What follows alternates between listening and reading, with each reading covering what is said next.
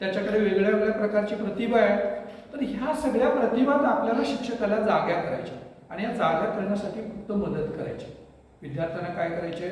मदत. You can do, एवढंच तुम्ही म्हणायचं. तू हे करू शकतोस, तुला हे करायचं, तू करायला नाही.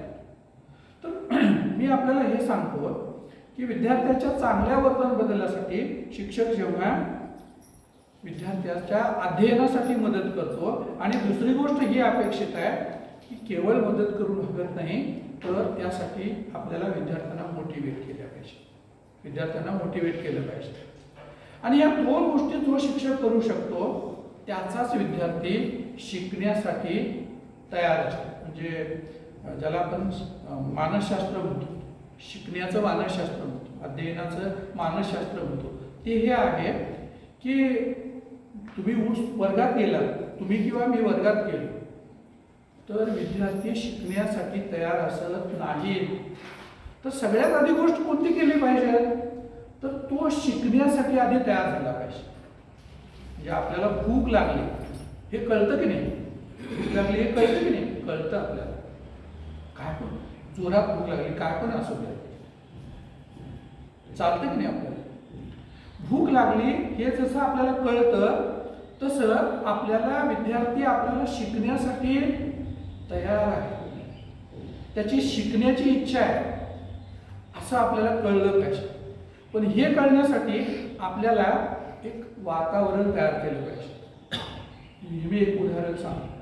म्हणजे शेतकरी केव्हा पण बी पेरत नाही बरं काय, तर तत्पूर्वी तो मशागत करतो, नांगरतो, कुळवतो, माती बारीक करतो, मग मृगाचा पाऊस पडतो आणि जमिनीला वापसा येतो, मगच शेतकरी बी पेरतो.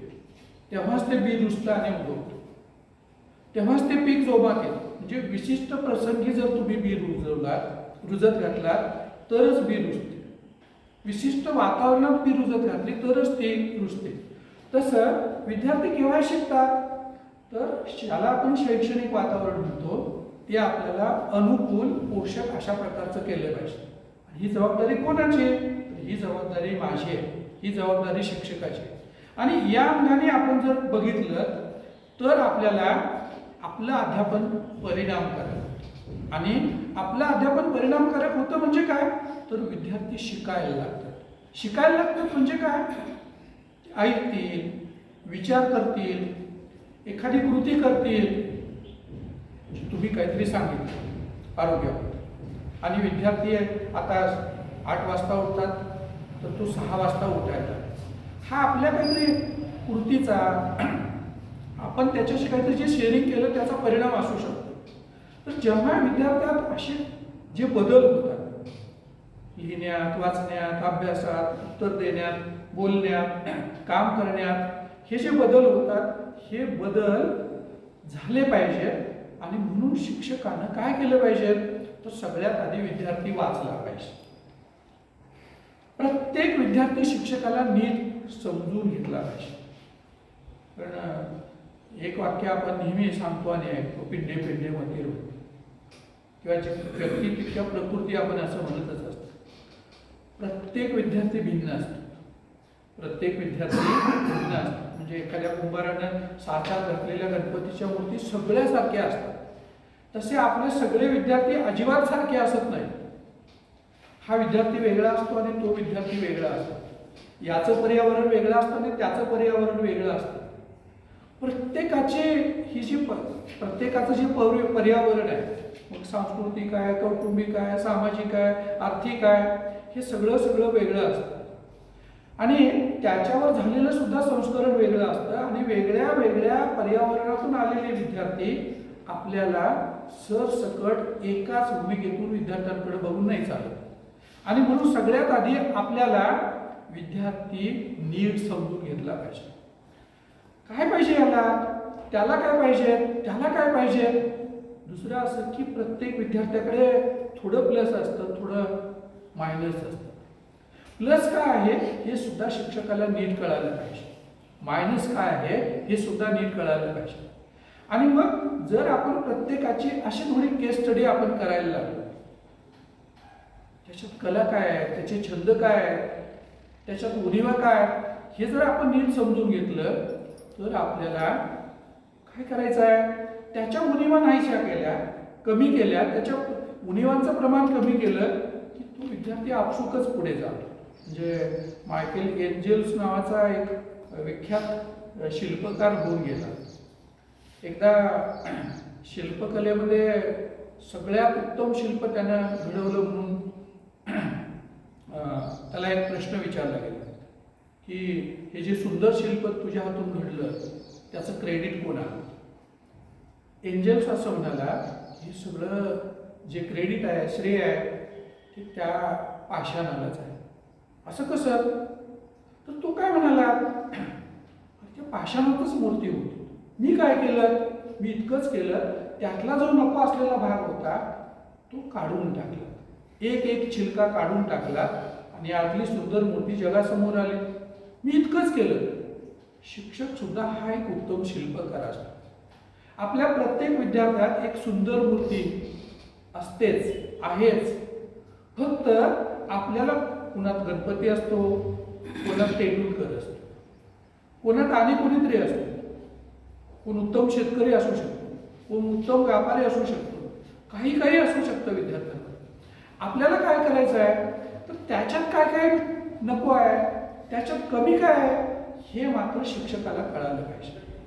आणि जेव्हा तुम्ही ह्या गोष्टी घेतात, जे संतोषीकडे काय काय उणीवा आहेत हे जेव्हा मला कळतं तेव्हा मी त्याकडे लक्ष देतो. हिचं अक्षर खराब आहे, मग मला अक्षराकडे बघितलं पाहिजे.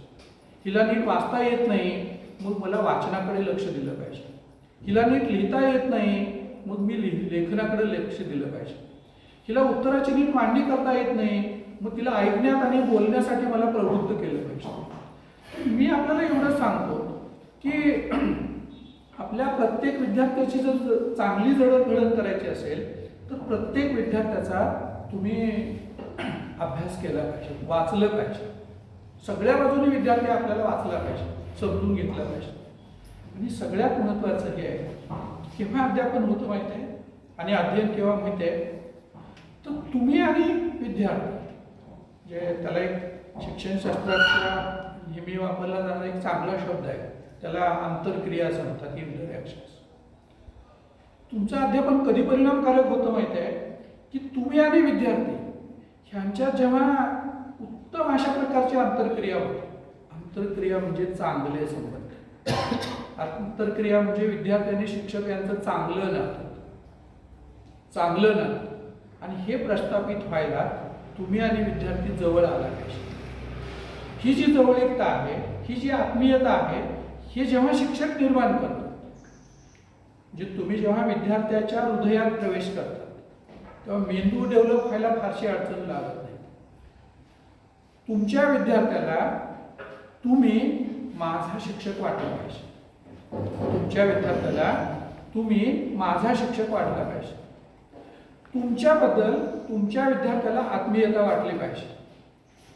इतकं तुम्ही विद्यार्थ्याच्या दृष्टीनं आयडॉल असला पाहिजे. तुम्ही जर विद्यार्थ्याच्या आयडॉल असाल तरच विद्यार्थी तुमच्याकडे पाहतात, तरच विद्यार्थी तुमच्या ऐकतात. तुमची कोणतीही गोष्ट विद्यार्थी पडू देत नाही. फक्त त्यांच्या हृदयात आपल्याला एक छोटंसं घर बांधता आलं पाहिजे. आणि आता घर बांधणं फार अवघड आहे बरं काय. भौतिक दृष्टीनं पण अवघड आहे आणि विद्यार्थ्यांच्या दृष्टीनं पण अवघड आहे. जमाना बदललेला आहे. पण आपल्याला असं हताश होऊन चालायचं नाही. आपल्याला प्रयत्न केलेच पाहिजे. म्हणजे माझ्या काठीला असे शेकडो अनुभव आहेत.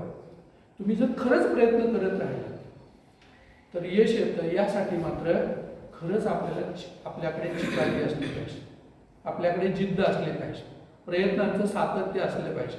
म्हणजे कधीतरी मला एक फेसबुकवर एक पोस्ट वाचायला मिळाली.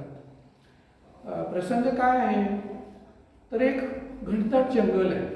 घनदाट जंगलाच्या बाजूला एक छोटीशी झोपडी आहे. तिथं नवरा बायको आणि त्यांचं छोटंसं बाळ असे 3 जण राहतात. आजूबाजूला कुठंच वस्ती विस्ती काही नाही. बाजूला घनदाट जंगलात सगळ्या प्रकारचे प्राणी आहेत, असं सगळं आहे. साधं घर, साधी झोपडी आहे. जे कोणीतरी धडक दिली तर सगळे झोपडी पडावी अशी गरिबी. एकदा कामानिमित्त तिचा नवरा बाहेर गेला, रात्री बाहेर गेला.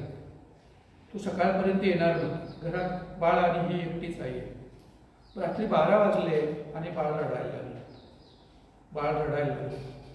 उठली, कडेवर घेतलं, गाणं म्हटलं. असं काय काय तिनं करत, काय काय करेल ती आई? खूप साऱ्या गोष्टी करेल. खांद्यावर घेईल, थोपटेल, गाणे म्हणेल, पाळणं असलं तर पाळणा झोपेल, चांदणं असेल तर चांदण्यात घेऊन जाईल, खेळणी असतील खेळणी काहीतरी घेईल. जे जे करता येईल ते करेल.